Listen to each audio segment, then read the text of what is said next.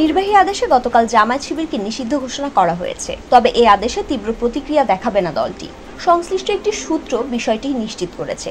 জামায়াত নেতারা মনে করেন, নিষিদ্ধ ঘোষণা তাদের জন্য একটি ফাঁদ। তারা যদি প্রতিক্রিয়া দেখায় বা রাজপথে কর্মসূচি পালন করে, তাহলে সরকার চলমান ছাত্রদের আন্দোলন থেকে দৃষ্টি অন্যদিকে সরিয়ে নেবে। 250-টিরও বেশি ডিজাইন অপশন নিয়ে ওয়ালটন স্মার্ট ফ্রিজ, বোঝে আপনার প্রয়োজন।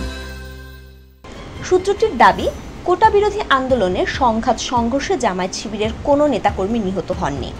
শীর্ষ নেতাদের মধ্যে দলটির সেক্রেটারি জেনারেল মোহাম্মদ গোলাম পারোয়ার ও নায়েবে আমির ডক্টর সৈয়দ আবদুল্লাহ মোহাম্মদ তাহের গ্রেপ্তার হয়েছেন। এছাড়া সারা দেশে কিছু নেতাকর্মী গ্রেপ্তার হয়েছেন। কোটা আন্দোলনের ঘটনায় ঢাকায় গ্রেপ্তারকৃতদের নিয়ে গত 31শে জুলাই একটি রিপোর্ট প্রকাশ করে প্রথম আলো।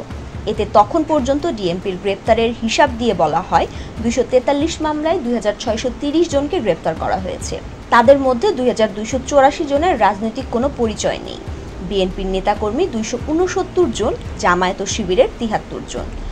1971 সালে মুক্তিযুদ্ধের বিরোধিতার জন্য জামায়াত বরাবরই সমালোচিত। 2009 সালে ক্ষমতায় আসার পর আওয়ামী লীগের যুদ্ধাপরাধীর বিচারের উদ্যোগ নেয়। এই বিচারের রায়ে জামায়াতের বেশিরভাগ শীর্ষ নেতার মৃত্যুদণ্ড কার্যকর হয়। নিবন্ধন না থাকায় জামায়াতের গত 3টি নির্বাচনে অংশ নেওয়ার সুযোগ ছিল না। দলটির কেন্দ্রীয় কার্যালয় সহ বেশিরভাগ কার্যালয়ই বন্ধ অনেক বছর ধরে।